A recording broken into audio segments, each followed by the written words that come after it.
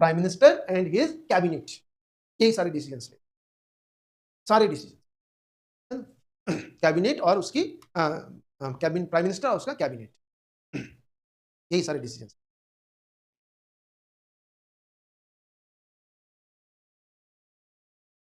तो prime minister, cabinet minister, अब इनको किस बेसिस पर ये रैंक मिलता है? ये रैंक है, मैंने बताया फर्स्ट रैंक तो ये हो गया prime minister, second rank cabinet minister, third rank state minister and fourth rank है डेप्यूटी स्टेट।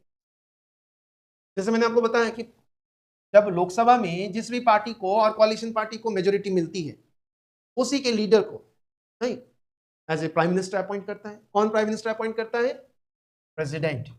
प्रेसिडेंट इसको अपॉइंट करता है लोकसभा में जो मेजोरिटी पार्टी, ठीक है। मतलब प्रेसिडेंट को कोई डिस्क्रिशनरी पावर नहीं है कि किसी को भी वो प्राइम मिनिस्टर अपॉइंट कर सकते, ठीक है।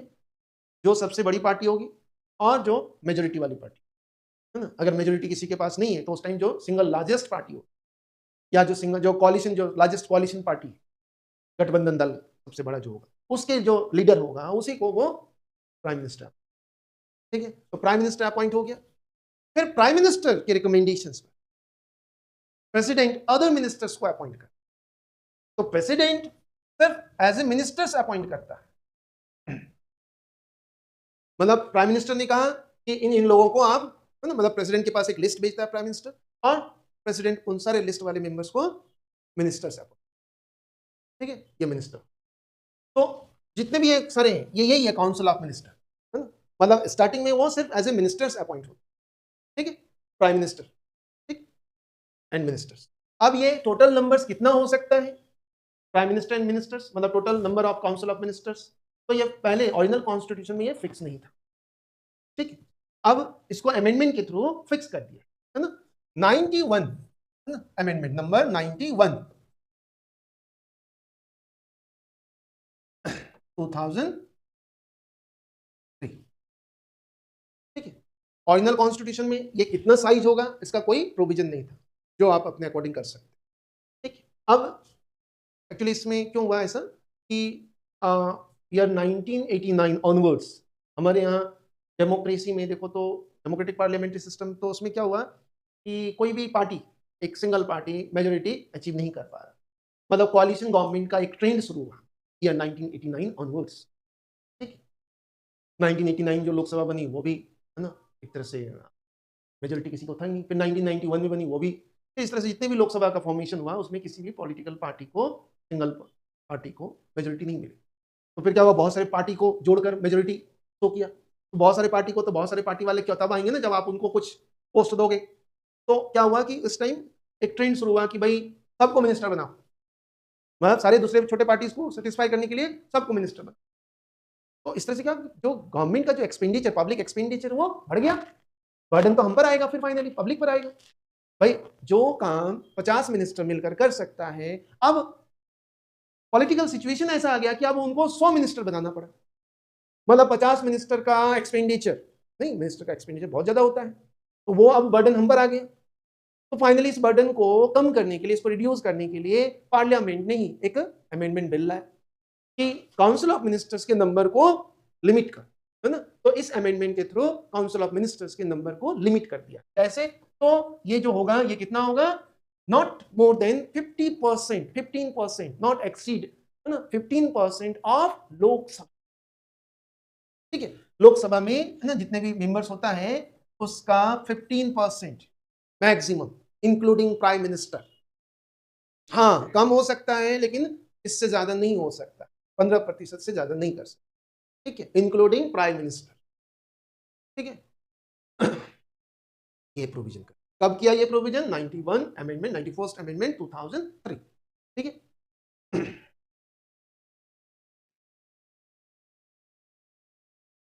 अब देखो प्राइम मिनिस्टर, है ना, किसी को भी रिकमेंड कर सकता है कि आप मिनिस्टर बनाओ, ठीक है, और उसको भी वो रिकमेंड कर सकता है जो हाउस का मेंबर नहीं है, ठीक है। किसी भी हाउस का मेंबर नहीं है, सपोज करो वो लोकसभा का भी मेंबर नहीं है, राज्यसभा का भी मेंबर नहीं है, तब भी वो उसको रिकमेंड करे और प्रेसिडेंट उसको एज ए मिनिस्टर अपॉइंट करे, ठीक।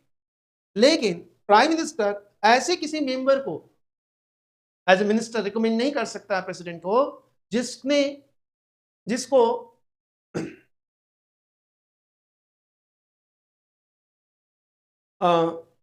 डिसक्वालीफाई डिक्लेयर कर दिया, ठीक है, बहुत सारे मेंबर्स होते हैं ना जिसको किसी रीजन से डिसक्वालीफाई डिक्लेयर कर दिया, ठीक है, किसी भी पॉलिटिकल पार्टी का रिप्रेजेंटेटिव जो हाउस में रिप्रेजेंट कर, ठीक है, सपोज करो उस मेंबर को हाउस ने डिसक्वालीफाई डिक्लेयर कर, तो ऐसे मेंबर को मिनिस्टर नहीं अपॉइंट कर सकते। ये भी प्रोविजन ओरिजिनल कॉन्स्टिट्यूशन में नहीं था, ये भी प्रोविजन 91 अमेंडमेंट के थ्रू इंसर्ट किया, ठीक है।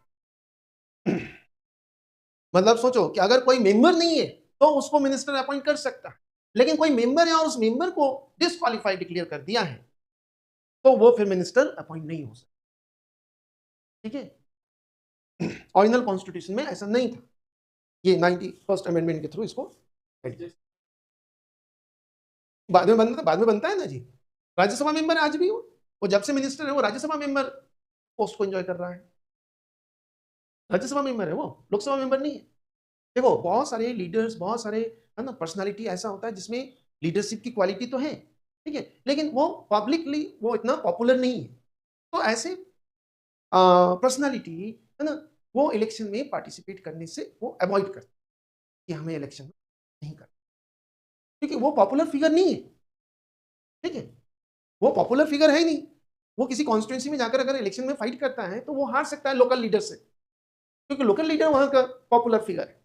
एस जयशंकर वहां पॉपुलर फिगर नहीं है, नहीं उदयपुर में अगर मान लो एस जयशंकर को खड़ा कर दो और यहाँ जो लीडर्स है उनके सामने, तो लोग एस जयशंकर को कहाँ जानता है, यहाँ के लोग तो यहाँ के लीडर को जानेगा, तो फिर वो जीत जाएगा और वो हार जाएगा, तो ऐसे लोग अवॉइड करता है जनरल इलेक्शन में पार्टिसिपेट।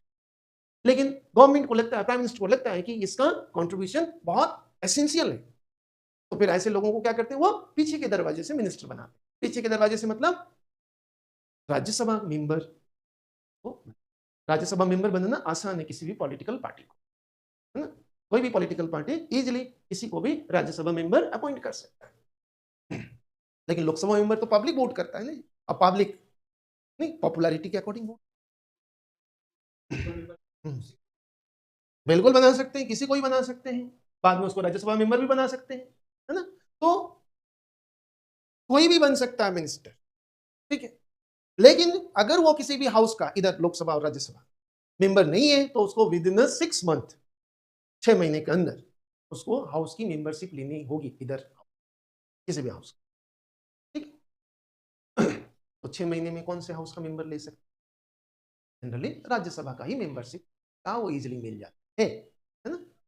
तो मतलब आज कोई भी मिनिस्टर होगा तो वो ये तो लोकसभा का मेंबर होगा और राज्यसभा का मेंबर होगा ही होगा।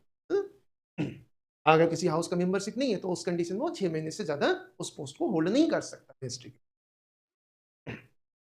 तो ध्यान रखना 91 अमेंडमेंट के थ्रू 2 प्रोविजन किया था, एक तो फर्स्ट जो काउंसिल ऑफ मिनिस्टर्स होगा उसका साइज है ना को लिमिट किया, लिमिट क्या किया तो 50 not more than 15% of Lok Sabha including prime minister, ठीक है। और दूसरा क्या किया कि जो मेंबर किसी भी हाउस का मेंबर अगर वो डिस्क्वालीफाई हो गया है किसी रीजन से तो उसको भी मिनिस्टर अपॉइंट नहीं करेगा, है? बाकी वो किसी को भी कर, तो मतलब प्राइम मिनिस्टर है ना अपने अकॉर्डिंग किसी को भी मिनिस्टर्स अपॉइंट कर सकते। यहां देखो तो यहां अमेरिकन सिस्टम को ही हम देख रहे हैं, नहीं जैसे मैंने बताया प्रेसिडेंट, अमेरिकन प्रेसिडेंट किसी को भी मिनिस्टर बना सकते, लेकिन वहां वो प्रोविजन नहीं है कि विद इन 6 मंथ आपको किसी हाउस की मेंबरशिप लेनी हो। वहां क्यों नहीं है ऐसा प्रोविजन, क्योंकि वहां कलेक्टिव रिस्पॉन्सिबिलिटी का कंसेप्ट नहीं है, ठीक है। हमारे यहाँ है कि जो भी काउंसिल ऑफ मिनिस्टर है कलेक्टिवली रिस्पॉन्सिबल है किसके लिए, लोकसभा, भले वो राज्यसभा मेंबर, ठीक। देखो अगर कोई मिनिस्टर है राज्यसभा मेंबर है ना, प्राइम मिनिस्टर भी राज्यसभा मेंबर बनता है ना?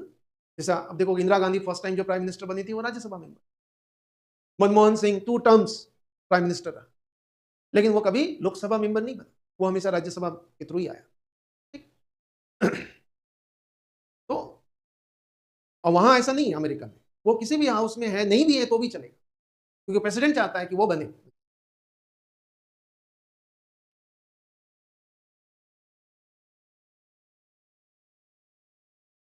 तो prime minister, ministers, ministers president ने क्या किया, सिर्फ किसी भी पर्सन को जिसको प्राइम मिनिस्टर रिकमेंड किया था उसको क्या किया, एज ए मिनिस्टर अपॉइंट किया ओनली, सिर्फ मिनिस्टर।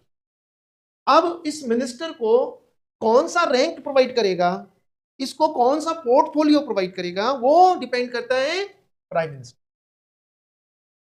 ठीक है, प्राइम मिनिस्टर ही डिसाइड करेगा कि किसको बनाना है कैबिनेट मिनिस्टर, किसको बनाना है स्टेट मिनिस्टर और किसको बनाना है डिप्टी स्टेट मिनिस्टर। ये प्राइम मिनिस्टर पर डिपेंड। ठीक है, तो प्राइम मिनिस्टर ने कुछ लोगों को जो बिल्कुल बहुत ज्यादा क्लोज होगा, जो बहुत एफिशिएंट होगा, है ना, क्योंकि वही मेन डिसीजन मेकर होगा विद प्राइम मिनिस्टर, तो उनको बनाएंगे वो कैबिनेट लेवल का मिनिस्टर।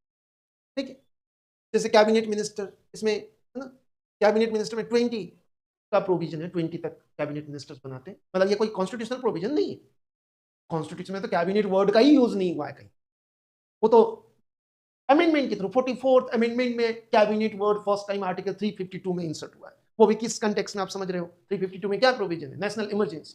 तो नेशनल इमरजेंसी के कंटेक्स्ट में कैबिनेट का प्रोविजन कि कैबिनेट के रिकमेंडेशन पर ही, रिटन रिकमेंडेशन पर ही प्रेसिडेंट नेशनल इमरजेंसी प्रोक्लेम कर सकते, ये ऐड किया 44th अमेंडमेंट 1978। ठीक है, पहले ये था कि प्राइम मिनिस्टर सिर्फ वर्बली बोलेगा तो प्रेसिडेंट इस तरह के इमरजेंसी प्रोक्लेम कर सकते। तो इसी कंटेक्स्ट में cabinet word first time constitution में इंसर्ट। तो कॉन्स्टिट्यूशनल कोई प्रोविजन नहीं कि कितना मेंबर्स होगा कैबिनेट में, कितना मेंबर्स होगा डिप्टी में, है ना। वो तो पार्लियामेंट्री सिस्टम बाय ट्रेन कि, है ना, प्राइम मिनिस्टर 20 के आसपास कैबिनेट मिनिस्टर अपॉइंट करता है। कैबिनेट मिनिस्टर्स को जनरली बहुत इंपॉर्टेंट जो हमारे कंट्री के जो डेवलपमेंट में जो इंपॉर्टेंट डिपार्टमेंट्स है, पोर्टफोलियो है, उनके हेड, उनको वो बना। For example defence, external affairs minister, है ना, होम मिनिस्टर, हेल्थ मिनिस्टर, ठीक है, ये बहुत इंपॉर्टेंट पोर्टफोलियो, एजुकेशन मिनिस्टर। ठीक है, तो ऐसे जो मिनिस्ट्री है, ऐसे जो पोर्टफोलियो है, उसमें वन कैबिनेट मिनिस्टर। ठीक है, इंडिपेंडेंटली वो फिर काम करता है। मतलब सबसे बड़ा प्राइम मिनिस्टर के बाद सबसे बड़ा मिनिस्टर। ऐसे तो प्राइम मिनिस्टर भी कुछ पोर्टफोलियो रखता है अपने पास, है ना, जनरली वो रखता ही रखता है। ठीक है, तो कैबिनेट मिनिस्टर हो गया। कैबिनेट मिनिस्टर के बाद जो रैंक आता है वो स्टेट मिनिस्टर। स्टेट मिनिस्टर इधर इंडिपेंडेंटली वो परफॉर्म करता है और अंडर कैबिनेट मिनिस्टर भी वो परफॉर्म करता है। Generally state minister independently work करता है, मतलब कुछ ऐसे पोर्टफोलियो, कुछ ऐसे मिनिस्ट्री होता है जिसमें जो बहुत ज्यादा इंपॉर्टेंट नहीं है, जैसे मैंने आपको बताया कैबिनेट में। ठीक है, तो ऐसे जैसे कुछ बहुत ज्यादा इंपॉर्टेंट नहीं है, तो ऐसे पोर्टफोलियो, ऐसे मिनिस्ट्री में क्या होता है, एक स्टेट मिनिस्टर टॉप में, मतलब इंडिपेंडेंटली वो उस डिपार्टमेंट, उस पोर्टफोलियो रिलेटेड सारे डिसीजंस ले सकते। तो मतलब वो स्टेट मिनिस्टर क्या हो गया, इंडिपेंडेंटली वो काम। लेकिन कुछ ऐसे डिपार्टमेंट, पोर्टफोलियो है जिसमें वो कैबिनेट के अंडर। ठीक है, जैसे होम मिनिस्ट्री, ये बहुत बड़ा पोर्टफोलियो है, बहुत बड़ा मिनिस्ट्री है, तो इसमें एक कैबिनेट तो है ही, साथ में एक स्टेट मिनिस्टर भी है। तो मतलब वो स्टेट मिनिस्टर कैबिनेट मिनिस्टर के अंडर में काम कर रहा है, मतलब वो इंडिपेंडेंट। ठीक है, तो स्टेट मिनिस्टर, और फिर होता है लास्ट में deputy state minister. Deputy state minister generally independently वो वर्क नहीं करता, वो स्टेट मिनिस्टर के ही अंडर में होता है और कैबिनेट मिनिस्टर ये इसके अंडर में ही होता है, स्टेट मिनिस्टर के अंडर में होता है डिप्टी स्टेट। ठीक है, मतलब यूं देखो कि इसमें ये इंडिपेंडेंट भी हो सकता है और अंडर कैबिनेट मिनिस्टर भी हो सकता है। अगर ये इंडिपेंडेंट है तो मतलब ये इंडिपेंडेंटली सारा डिसीजन, अगर ये कैबिनेट मिनिस्टर के अंडर में है तो मतलब कैबिनेट के मिनिस्टर के साथ मिलकर डिसीजन।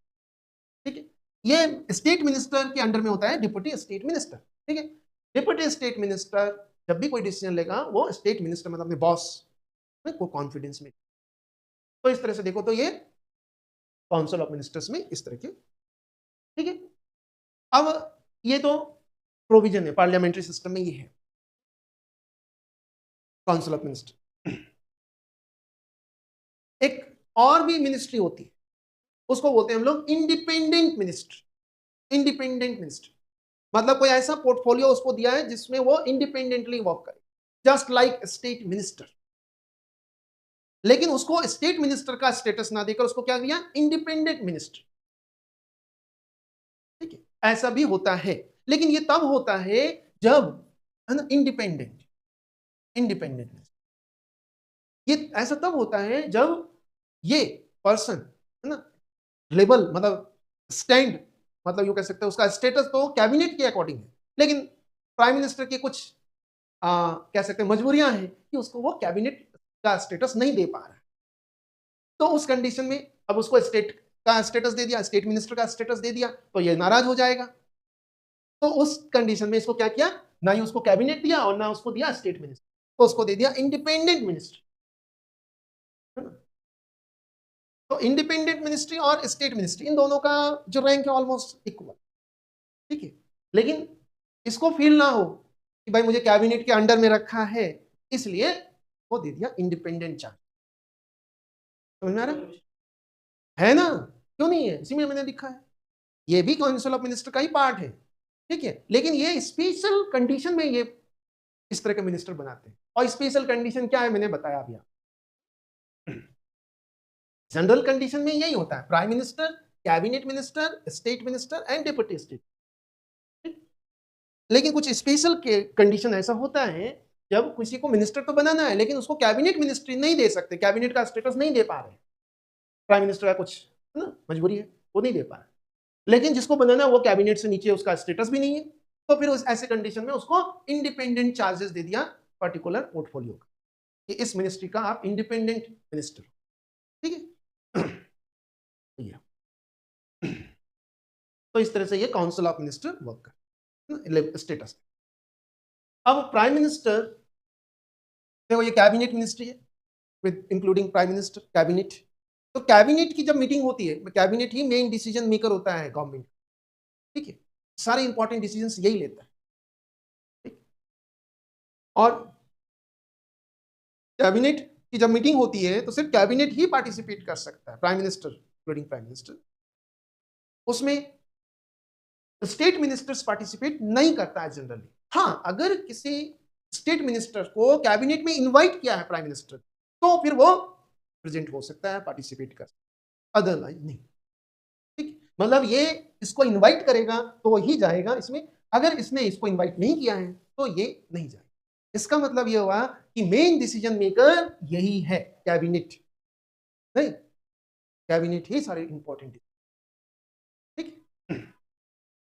और एक डिसीजन होता है काउंसिल ऑफ मिनिस्टर, जिसमें सारे मिनिस्टर्स उसमें पार्टिसिपेट, तो उसमें फिर ये सारे मिनिस्टर्स, अब देखो बहुत बड़ा काउंसिल हमारे यहाँ देखो तो बहुत बड़ा है, ऑलमोस्ट 60 मेंबर्स का ये काउंसिल है, 60 कभी कभी तो 80 भी पहुंच जाता है, क्योंकि 543 का 15%, अब समझ लो कितना हो गया, ऑलमोस्ट 80, नहीं 543 है ना कि लोकसभा मेंबर, अब इसका 15%, नहीं ऑलमोस्ट 80 हो गया। तो सारे डिसीजंस में सारे मेंबर्स का पार्टिसिपेशन होना, ये तो फिर बहुत लेंदी हो जाएगा डिसीजन मेकिंग में, पजल हो जाएगा, नहीं गवर्नमेंट को कुछ डिसीजंस है ना ओवरनाइट लेना पड़ता है ना, रातों रात लेना पड़ता है, तो उस टाइम क्या करेगा, 60 मिनिस्टर्स का आने का वेट करेगा, नहीं, ठीक है, इसे यही रीजन है। तो हाँ, कोई बहुत है ना फ्यूचरिस्टिक डिसीजन लेना है लॉन्ग टर्म के कंटेक्स्ट में, तो उस कंडीशन में काउंसिल ऑफ मिनिस्टर्स की होती है, ठीक है। बाकी यूं डे टू डे जो भी डिसीजंस लेना है उसमें कैबिनेट ही मीटिंग, कैबिनेट ही डिसीजन, ठीक है। और स्टेट मिनिस्टर ये भी कोई डिसीजन लेता है तो ये कैबिनेट को इन्फॉर्म करता है, ठीक है। और ये तो इसके अंडर में ही होता है, आप जानते हो। तो ये जो भी डिसीजंस लेते हैं, जो भी डिसीजंस लेते हैं, ठीक है, यहां देखो प्रेसिडेंट का भी रोल है, ठीक है। ये जो भी डिसीजंस लिया है प्राइम मिनिस्टर, है ना, इसकी ड्यूटी है, प्राइम मिनिस्टर का ड्यूटी है कि वो प्रेसिडेंट को कम्युनिकेट करेगा, ठीक है, आर्टिकल 78, है ना, ड्यूटी ऑफ प्राइम मिनिस्टर। क्या ड्यूटी है प्राइम मिनिस्टर का, कि वो प्रेसिडेंट को कम्युनिकेट करेगा कि हमने ये डिसीजन लिया है, हम ये डिसीजन ले रहे हैं, सारे डिसीजंस, ठीक है, ये प्राइम मिनिस्टर की ड्यूटी है, बस इसी का वो मिसयूज करता है। ड्यूटी है ना, ड्यूटी तो वॉलंटरली होता है, कंपलसरी तो है ही नहीं। तो कई बार ऐसा होता है कि प्राइम मिनिस्टर इस ड्यूटी को फॉलो ही नहीं करता, ठीक है, मतलब प्रेसिडेंट को वो इन्फॉर्म ही नहीं करता, कम्युनिकेट ही नहीं करता। ये तभी होता है जब प्राइम मिनिस्ट्रियल गवर्नमेंट होती है किसी भी, नहीं, प्राइम मिनिस्ट्रियल गवर्नमेंट कब होता है, अभी हमारे यहाँ parliamentary government. Prime ministerial government का मतलब जब कोई सिंगल लार्जेस्ट पार्टी की गवर्नमेंट होती है, जैसे आज हमारे यहाँ है अभी 10 साल सिंगल लार्जेस्ट पार्टी। तो सिंगल लार्जेस्ट पार्टी में क्या होता है, प्राइम मिनिस्टर की मोनोपोली होती है, क्योंकि वो सबसे बड़ा दल का लीडर है वो, ठीक है। तो फिर वो क्या होता है, वो अकाउंटेबिलिटी को थोड़ा सा लिबरली फॉलो करता है, क्योंकि उसको पता है कि मैं जो बोलूंगा वही होगा, मेरे खिलाफ कोई नहीं जा सकता। नहीं, जैसे इंदिरा गांधी थी, अभी प्राइम मिनिस्टर मोदी है, ऐसे। तो ऐसे गवर्नमेंट में क्या होता है कि वो फिर डिक्टेटरशिप भी गवर्नमेंट भी हो सकती है, सिंगल लार्जेस्ट पार्टी। तो जब भी हमारे यहाँ सिंगल लार्जेस्ट पार्टी की कोई गवर्नमेंट बनती, मतलब प्राइम मिनिस्टर होता है, तो उस कंडीशन में प्राइम मिनिस्टर अपनी ड्यूटी को फॉलो नहीं करता, मतलब प्रेसिडेंट को कम्युनिकेट नहीं करता है कि हमने ये डिसीजन लिया, ये लिया, ठीक है। यही यही डिस्प्यूट था इंदिरा गांधी और ज्ञानी जेल सिंह। वो ज्ञानी जेल सिंह को बताते ही नहीं थे कुछ, ज्ञानी जेल सिंह नाराज हो जाते थे, तो गुस्से में कई बार वो ऑब्स्टकल भी क्रिएट करता। ठीक है। तो काउंसिल ऑफ मिनिस्टर, यही सारे। अब देखो काउंसिल ऑफ मिनिस्टर मैंने बताया, deputy state minister, state minister, cabinet minister. इसमें कैबिनेट मिनिस्टर मैंने बताया ऑलमोस्ट हमारे यहाँ 20 का प्रोविजन है, ऐसा कोई रिजिडिटी नहीं है, 21 भी कर सकता है, 22 भी कर सकता है, 15 भी कर सकता है, ठीक। अब 20 मेंबर्स, ये कौन है, जो बहुत ही इंपॉर्टेंट पोर्टफोलियो को होल्ड किया हुआ है, जैसे मैंने अभी बताया home ministry, defence ministry, external affairs ministry, ऐसे इंपॉर्टेंट जो पोर्टफोलियो। अब प्राइम मिनिस्टर का इन सब के साथ, है ना, फ्रिक्वेंटली कम्युनिकेट हो ना हो, तो उस कंडीशन में प्राइम मिनिस्टर क्या करता है, इनमें से जो बिल्कुल क्लोजेस्ट है उनके साथ, जिनके साथ वो रोज बैठते हैं और जिनके साथ वो सब तरह की बातें डिस्कस करते हैं, ऐसे लोगों का भी एक ग्रुप होता है, एक कोर ग्रुप होता है, ठीक है, जिसको हम लोग बोलते हैं किचन कैबिनेट।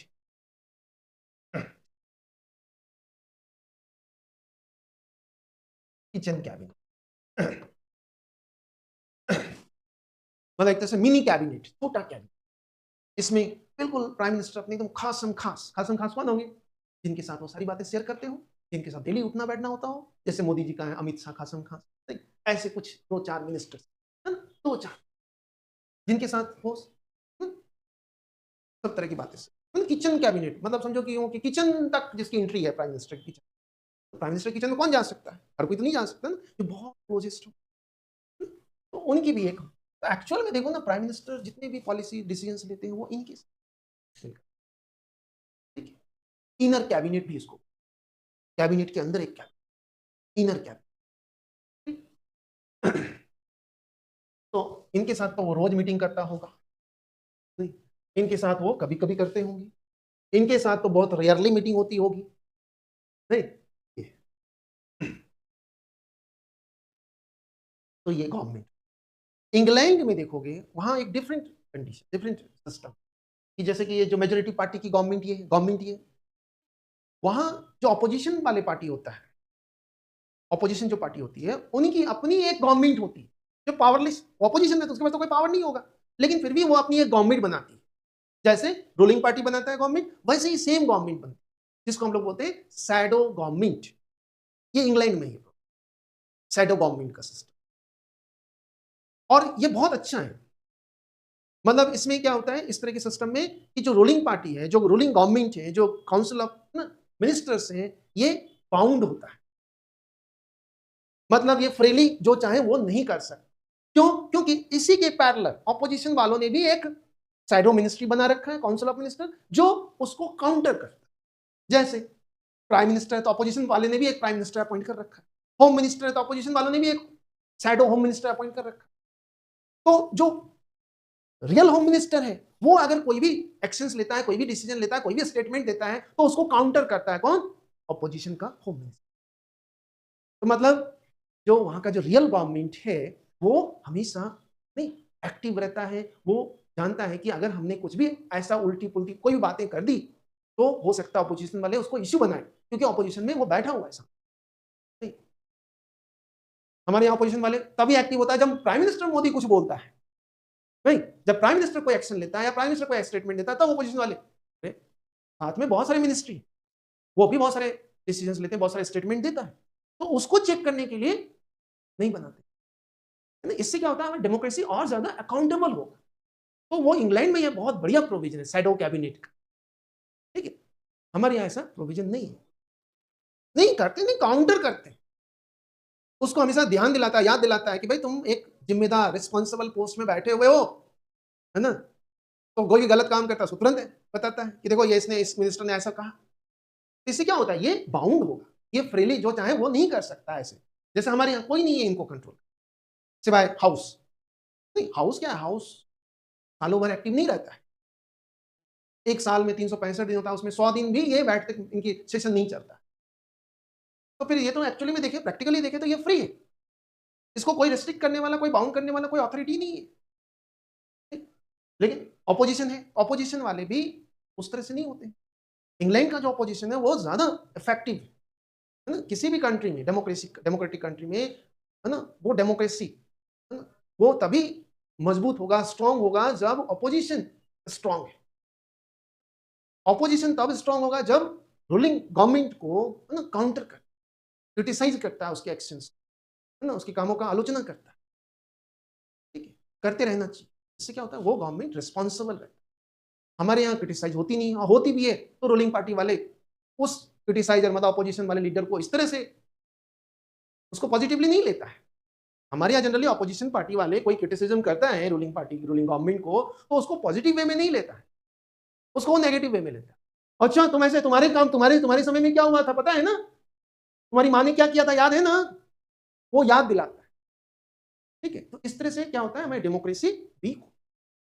ऑपोजिशन का ड्यूटी है कि वो गवर्नमेंट को क्रिटिसाइज करेगा। इससे क्या होता है, गवर्नमेंट बाउंड होता है और वो और ज्यादा इफेक्टिवली वर्क करता है, पब्लिक के लिए वो अच्छा होता है, ठीक है।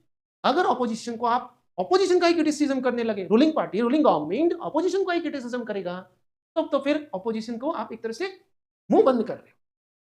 तो फिर जब ऑपोजिशन बोलना ही छोड़ देगा, तो फिर क्या होगा, आप बिल्कुल फ्री हो जाओगे, मनमाने काम करोगे, तो इससे क्या होगा, डेमोक्रेसी वीक हो। यही आज हमारे यहाँ है, आज हमारे यहाँ ऑपोजिशन बहुत वीक है। इसका रीजन यही है, एक तो ऑपोजिशन बहुत कम है, दूसरा ऑपोजिशन अगर बोलता भी है तो उसको, वो एक कुछ क्रिटिसाइज करता है तो उसको 10 बातें उसको सुना देता है रूलिंग गवर्नमेंट। ये नहीं होना चाहिए, ठीक है। तो गवर्नमेंट ये मेन गवर्नमेंट यही है।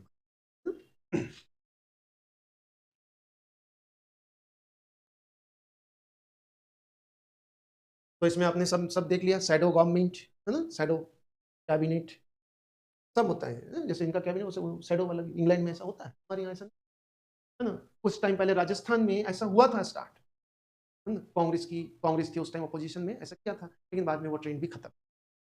मतलब यूँ कह सकते हैं राजस्थान पहला स्टेट था जिसने ये शैडो गवर्नमेंट का कंसेप्ट लाया था, लेकिन वो भी फिर और वो कर दी। जनरली हमारे यहाँ क्या होता है, जब कोई पॉलिटिकल पार्टी अपोजिशन में बैठता है तो फिर वो इतना वो अ, ढीले पड़ जाता है कि वो, उनको लगता है वाह करना क्या है जब हमारे पास कुछ ही नहीं था। अरे आपके पास बहुत कुछ है, आप आप जितना एक्टिव रहोगे उतना ही रूलिंग गवर्नमेंट इफेक्टिव वर्क करेगी। आप अगर एक्टिव नहीं हो, ऑपोजिशन वाले अगर एक्टिव नहीं है, तो रूलिंग गवर्नमेंट, है ना, फिर अपने मनमाना करेगा, आर्बिट्री टाइप से।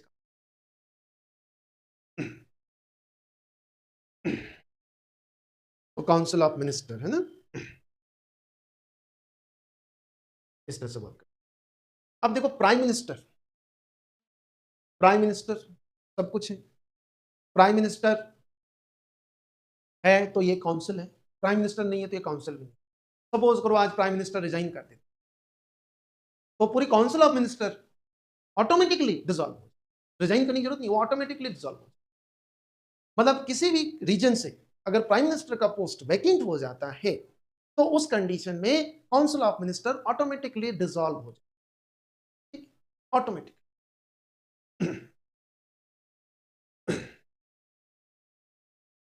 डिप्टी प्राइम मिनिस्टर का भी प्रोविजन कभी कभी करते हैं, जबकि ऐसा है नहीं कॉन्स्टिट्यूशन पोस्ट, लेकिन कभी कभी डिप्टी प्राइम मिनिस्टर का भी प्रोविजन। अभी लास्ट टाइम लाल कृष्ण आडवाणी थे डिप्टी प्राइम मिनिस्टर, जब अटल बिहारी वाजपेयी प्राइम मिनिस्टर थे।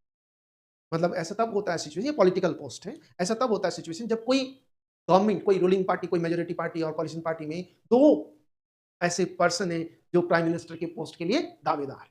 तो उस टाइम क्या करेंगे? 2 को तो बना नहीं सकते, एक को बना देते हैं प्राइम मिनिस्टर और दूसरे को डिप्टी। ये 1978 में जब जनता पार्टी की गवर्नमेंट थी, उस टाइम भी चौधरी चरण सिंह डिप्टी प्राइम मिनिस्टर बने, है ना? मोरारजी देसाई बना प्राइम मिनिस्टर और चौधरी चरण सिंह को बनाया। तो ऐसा होता है कभी-कभी, ठीक? हाँ, उस डिप्टी प्राइम मिनिस्टर को मतलब एक कैबिनेट का स्टेटस ही मिलता है। ऐसा कुछ है नहीं कि प्राइम मिनिस्टर का पोस्ट खाली हो गया तो डिप्टी प्राइम मिनिस्टर काम करेगा, ऐसा नहीं। प्राइम मिनिस्टर है तो वही deputy prime minister, cabinet sub है, वो नहीं है तो कोई भी नहीं, ठीक?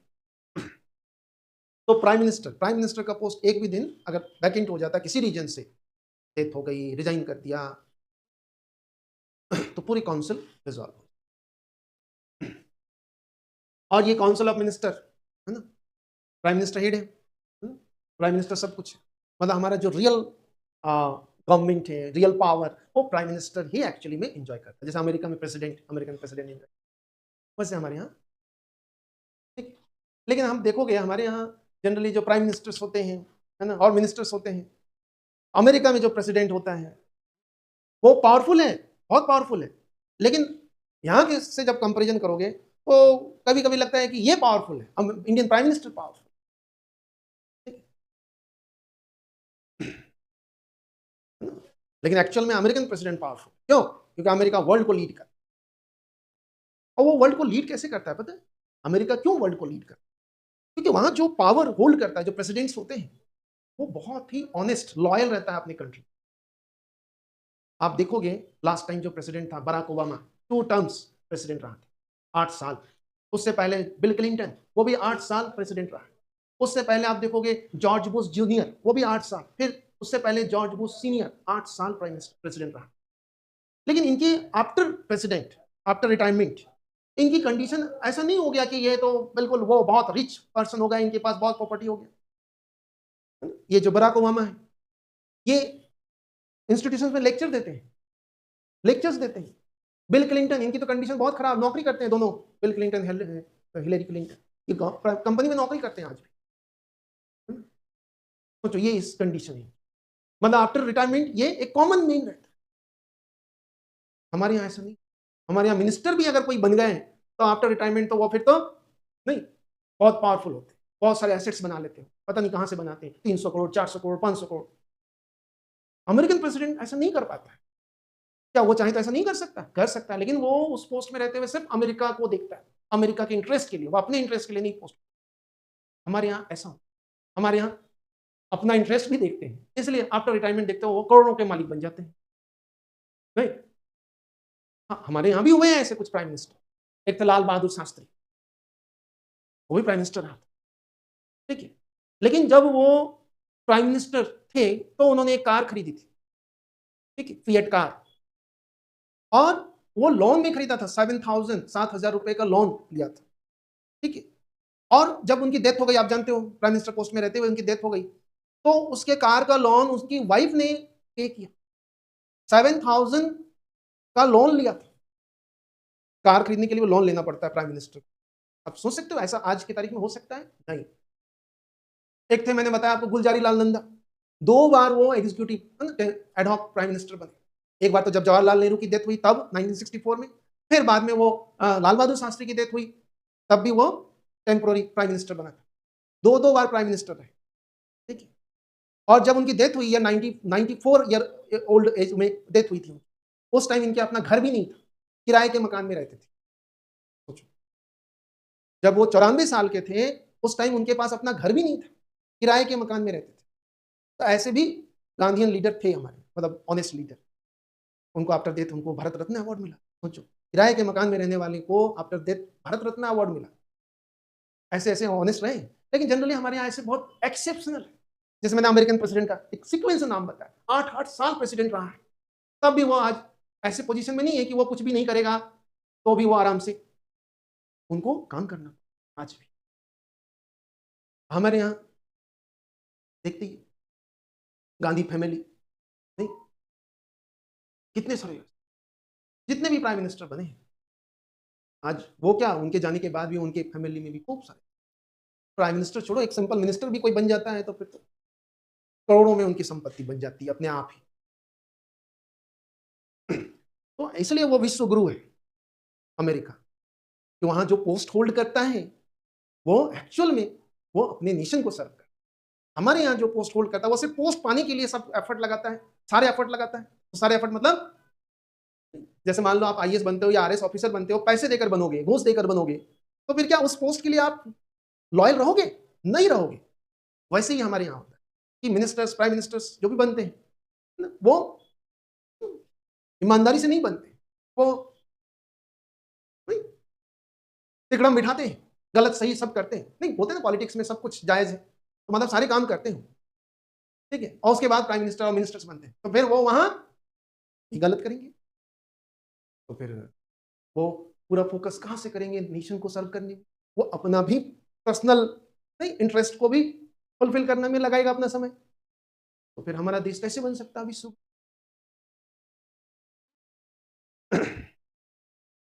तो प्राइम मिनिस्टर,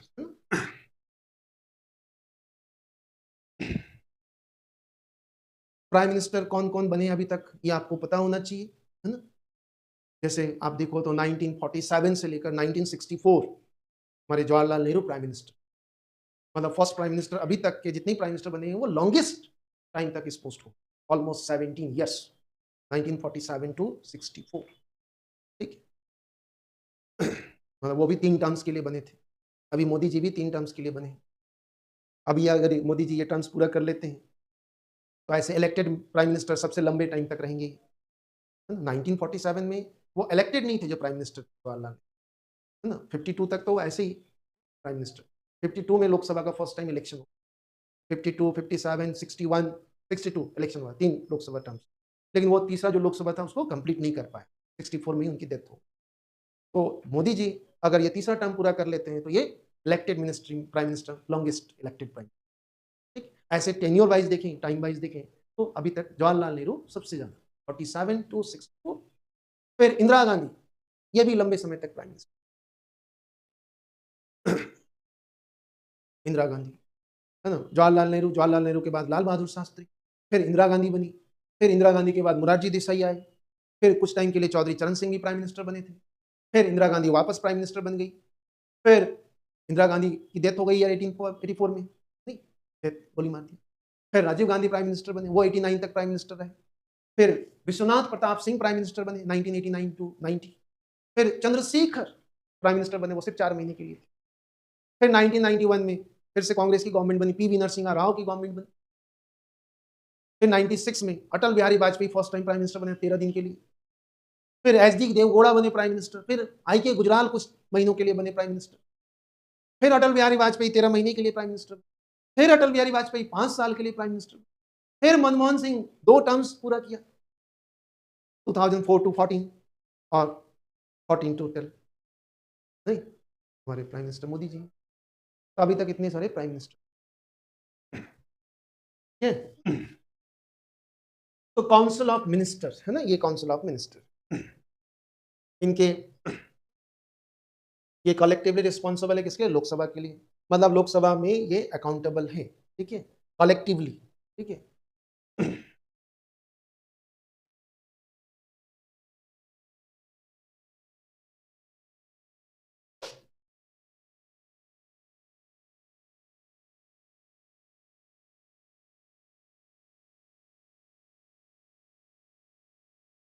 लोकसभा,